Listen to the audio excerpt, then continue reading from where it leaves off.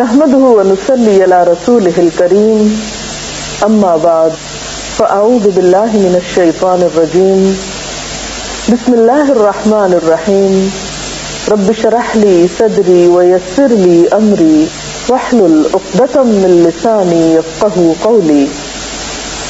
ہماری آج کی گفتگو کا موضوع ہے روزے کو نقصان پہنچانے والے امور، یعنی وہ کون سے کام ایسے ہیں، کون سی چیزیں ایسی ہیں کہ جن کے کرنے سے روزہ یا تو ٹوٹ جاتا ہے، ختم ہو جاتا ہے، یا پھر مکروہ ہو جاتا ہے۔ سب سے پہلی بات اس ضمن میں یہ ہے کہ کوئی بھی چیز اگر انسان جان بوجھ کر اپنے حلق سے اسٹمک تک لے جائے تو اس سے روزہ ختم ہو جاتا ہے۔ اسی طرح کچھ اور چیزیں ایسی ہیں جو روزے کی خرابی کا یا روزے کے نقصان کا سبب بنتی ہیں۔ ان میں مثلاً کان اور ناک میں اس طرح دوا ڈالنا کہ اس کا اثر حلق سے نیچے تک چلا جائے، یا وہ دوا کان اور ناک کے راستے سے حلق کو پار کرتی ہوئی معدے تک پہنچ جائے، یعنی ایک چیز آپ نے کھائی نہیں لیکن ناک کے راستے وہ وہی عمل کر رہی ہے جو منہ کے راستے کوئی چیز معدے میں داخل کرنے سے ہوتی ہے۔ لیکن اگر کوئی دوا حلق تک نہیں پہنچتی، یا کوئی چیز آپ کان میں ڈالتے ہیں اور وہ حلق تک نہیں جاتی یا حلق سے معدے تک نہیں جاتی، تو اس میں حرج نہیں ہے۔ حضرت حسن رضی اللہ تعالیٰ عنہ فرماتے ہیں روزہ دار کے لیے ناک میں دوا ڈال لینے میں حرج نہیں اگر وہ حلق تک نہ پہنچے، یعنی بعض دوائیں تھک ہوتی ہیں یا صرف ظاہری حصے پر لگائی جاتی ہیں یا شروع کے حصے میں ہی لگائی جاتی ہیں، تو اس سے روزے کو نقصان نہیں ہوتا۔ اسی طرح اگر کوئی شخص جان بوجھ کر قے کرتا ہے، مثلاً حلق میں انگلی ڈال کر یا کوئی چیز ڈال کر، تو اس سے بھی روزہ ختم ہو جاتا ہے۔ حضرت ابو ہریرہ رضی اللہ تعالی عنہ سے روایت ہے کہ رسول اللہ صلی اللہ علیہ وسلم نے فرمایا جس روزہ دار کو خود بخود قے آئے اس پر قضا نہیں ہے، البتہ جو روزہ دار قصداً قے لائے یعنی جان بوجھ کر قے لائے وہ قضا روزے رکھے۔ اسی طرح کلی کرتے ہوئے اگر حلق میں پانی چلا جاتا ہے اور حلق سے اندر چلا جاتا ہے تو اس سے بھی روزہ ٹوٹ جاتا ہے۔ حضرت لقیط بن صبرہ سے روایت ہے کہ میں نے کہا یا رسول اللہ صلی اللہ علیہ وسلم وضو کے بارے میں مجھے کچھ بتائیے۔ آپ نے فرمایا وضو پورا کرو، انگلیوں کے درمیان خلال کرو اور ناک میں اچھی طرح پانی ڈالو، لیکن اگر روزہ ہو تو پھر ایسا نہ کرو، کیونکہ اس میں اندیشہ یہ ہے کہ پانی حلق سے معدے میں پہنچ جائے گا۔ اسی طرح کوئی ایسی چیز انسان نگل لے جو عادتاً کھائی تو نہیں جاتی لیکن نگل کر معدے تک پہنچ جاتی ہے تو اس سے بھی روزہ ٹوٹ جاتا ہے۔ مثلاً کسی قسم کی کوئی لکڑی یا لوہے کا کوئی ٹکڑا یا کوئی کچا دانا وغیرہ، یعنی وہ چیزیں جو عام طور پر کھانے کے لیے استعمال نہیں ہوتی لیکن انسان ان کو حلق تک لے جاتا ہے اور وہاں سے معدے تک وہ پہنچ جاتی ہیں، تو ایسی چیزیں بھی روزے کو فاسد کر دیتی۔ اسی طرح بعض اوقات انسان اگر بھول کر کچھ کھا پی لیتا ہے اور وہ پھر یہ سمجھے کہ اب روزہ تو ختم ہی ہو گیا اور پھر جان بوجھ کے کچھ ساتھ شامل کر لے تو اس سے بھی روزہ ٹوٹ جاتا ہے۔ یعنی صرف بھول کر کھانے سے تو روزہ نہیں ٹوٹتا، لیکن کچھ بھول کر کھایا ہو اور کچھ اور ساتھ شامل کر لیا جائے تو اس سے روزے کا نقصان ہو جاتا ہے۔ پھر اسی طرح دن باقی ہو اور انسان یہ سمجھے کہ شاید سورج غروب ہو چکا ہے اور کچھ کھا لے، یا کوئی اور آواز سن رہا ہو اور اسے شبہ یہ ہو کہ شاید مغرب کی اذان ہو رہی ہے اور اس طرح وہ کچھ کھا لے اور یہ خواہ 5 منٹ پہلے بھی افطار کے ہو تو اس سے بھی روزہ ختم ہو جاتا ہے، اس روزے کی بھی قضا دینا ہوگی۔ پھر اسی طرح ہم دیکھتے ہیں کہ ان تمام چیزوں سے جب روزہ ٹوٹتا ہے تو وہ روزہ جو جان بوجھ کے توڑا جاتا ہے بغیر کسی عذر کے، اس میں صرف قضا ہی نہیں، اس کا کفارہ بھی ہوتا ہے۔ اس کا کفارہ کیا ہے؟ ایک غلام آزاد کرنا، اور اگر غلام نہ ہو تو 60 روزے متواتر رکھنا کہ بیچ میں ناغہ نہ ہو، اور اگر پھر ناغہ کر دیا تو شروع سے پھر 60 روزے رکھنا ہوں گے، یعنی ابتدا سے اسے پھر شروع کرنا ہوں گے اور پورے 60 کرنا ہوں گے. اور اگر کسی شخص میں یہ استطاعت نہ ہو تو پھر 60 مسکینوں کو 2 وقت پیٹ بھر کر کھانا کھلائے، تو یہ جان بوجھ کر توڑنے والے روزے کا کفارہ ہوگا. اب کچھ چیزیں ایسی ہیں کہ ان سے روزہ ٹوٹتا تو نہیں لیکن مکروہ ضرور ہو جاتا ہے. ان میں خاص طور پر ایسے اعمال جن کا تعلق اخلاق سے ہے، مثلا جھوٹ اور غیبت. حضرت ابو ہریرہ رضی اللہ تعالی عنہ سے روایت ہے، قال قال رسول اللہ صلی اللہ علیہ وسلم من لم يدع قول الزور والعمل به فليس لله حاجة ان يدع طعامه وشرابه.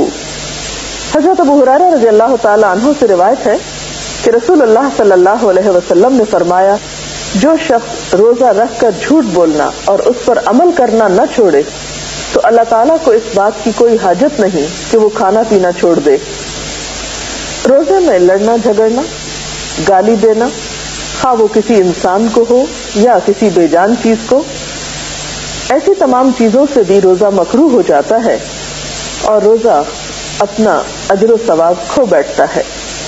اس سلسلے میں حضرت ابو ہریرہ ہی کی روایت ہے، عن ابی ہریرہ قال قال رسول اللہ صلی اللہ علیہ وسلم ليس الصيام من الأكل والشرب إنما الصيام من اللغو والرفث فإن سابك أحد أو جهل عليك فلتقل إني صائم إني صائم.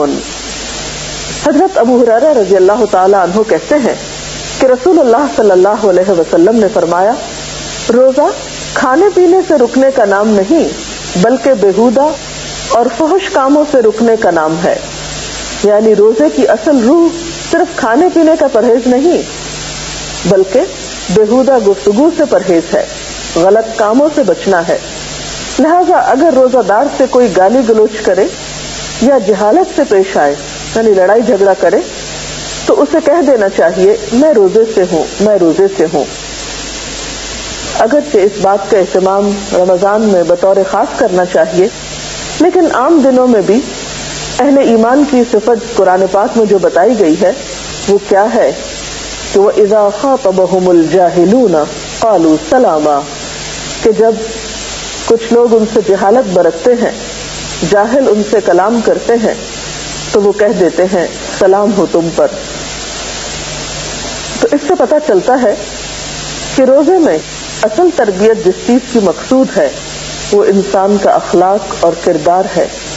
اور جہاں تک کھانے پینے کے چھڑانے کا تعلق ہے تو اس سے بھی اصل غرض یہی ہے کہ انسان کو ایک تربیت دی جا سکے. اس کے علاوہ کچھ چیزیں ایسی ہیں کہ جن کو اگر بلا ضرورت کیا جائے تو اس سے بھی روزہ مکروہ ہوتا ہے. مثلاً کوئی نمک وغیرہ چکھ کر یا کوئی بھی چیز چکھ کر تھوک دینا جبکہ اس کی کوئی خاص ضرورت نہ ہو. اس کے ساتھ ہی مناسب معلوم ہوتا ہے کہ کچھ ایسی چیزوں کا بھی ذکر کر دیا جائے کہ جن سے نہ تو روزہ ٹوٹتا ہے اور نہ ہی مکروہ ہوتا ہے، لیکن عام طور پر لوگوں کے دل میں بار بار سوال اٹھتے ہیں کہ کیا ہمارا یہ عمل درست ہے. ان میں سب سے پہلی چیز مسواک ہے. مسواک کرنے سے روزہ ٹوٹتا بھی نہیں اور مکروہ بھی نہیں ہوتا. ایک حدیث میں آتا ہے، عن عامر بن ربیعہ قال رأيت النبي صلى الله عليه وسلم يستاك وهو صائم ما لا احصي او اعد. حضرت عامر بن ربیعہ کہتے ہیں میں نے نبی صلی اللہ علیہ وسلم کو روزے کی حالت میں اتنی مرتبہ مسواک کرتے دیکھا کہ گن نہیں سکتا.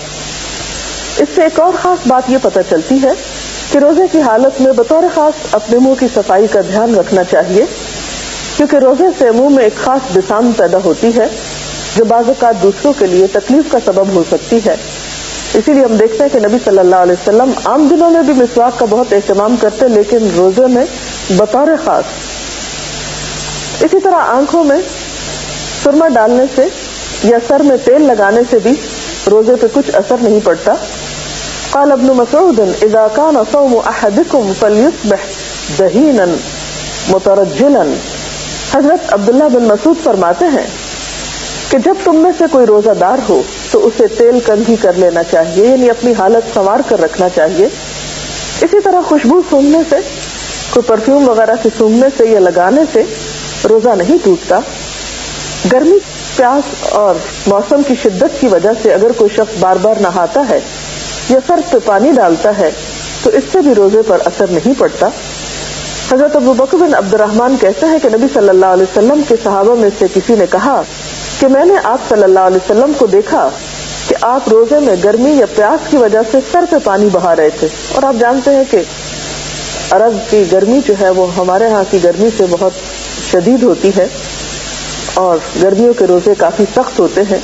تو ایسی صورت میں اگر انسان اپنے روزے کی شدت میں کمی کے لیے کچھ پانی کا استعمال کرتا ہے جو حلق کے اندر نہیں جاتا، نہیں اترتا، تو حرج نہیں۔ اسی طرح اگر انجیکشن لگوانا پڑے جس میں دوا ہو اور وہ دوا اسٹمک تک نہ جائے تو اس میں بھی حرج نہیں۔ جب کوئی بھول کر کھا پی لے تو اپنا روزہ پورا کرے، کیونکہ اللہ تعالیٰ نے اسے کھلایا پلایا ہے۔ اسی طرح اگر حلق میں بے اختیار دھواں یا گرد و غبار یا مکھی وغیرہ چلی جائے جس میں انسان کا اپنا کوئی ارادہ نہ ہو تو اس سے بھی روزے پہ اثر نہیں پڑتا۔ اسی طرح کان میں نہاتے ہوئے پانی چلا جائے اور انسان کا کوئی ارادہ نہ ہو اس پانی کے اندر ڈالنے کا، اور کس کا ارادہ ہو سکتا ہے کان میں پانی ڈالنے کا سوائے کسی ناسمجھ کے، تو ایسی صورت میں بھی روزے پر کوئی اثر نہیں پڑتا۔ اگر خود بخود قے آ جائے تو اس سے بھی حرج نہیں۔ اسی طرح دانتوں سے اگر خون نکلے مگر حلق میں نہ جائے تو بھی روزے میں خلل نہیں آتا۔ اسی طرح اگر کوئی شخص غسل کی ضرورت رکھتا ہے لیکن پہلے سحری کھا لیتا ہے اور بعد میں نہاتا ہے تو بھی روزے پر اثر نہیں پڑتا۔ انسان کے منہ میں جو لعاب دہن ہے اگر وہ حلق سے معدے تک چلا جائے تو اس سے بھی روزے کو نقصان نہیں ہوتا۔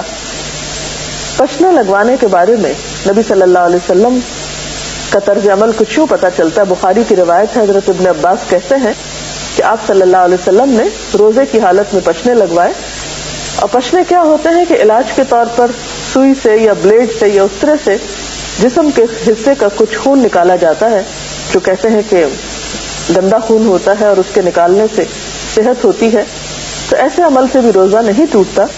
اسی طرح اگر کوئی شخص بلڈ ڈونیٹ کرنا چاہتا ہے کسی ایمرجنسی کی صورت میں اور اس کے لیے جسم میں نیڈل ڈالنے کی ضرورت ہے تو اس سے بھی روزے پر اثر نہیں پڑتا۔ بہرحال یہ کچھ امور تھے جو روزے کی صحت سے متعلق تھے۔ اللہ تعالیٰ سے دعا ہے کہ وہ ہمیں اس طرح رمضان گزارنے کی توفیق دے کہ واقعی ہمارے روزے اور باقی عبادات اس کے ہاں مقبول ہوں۔ اجازت چاہتے ہیں۔ اللہ حافظ۔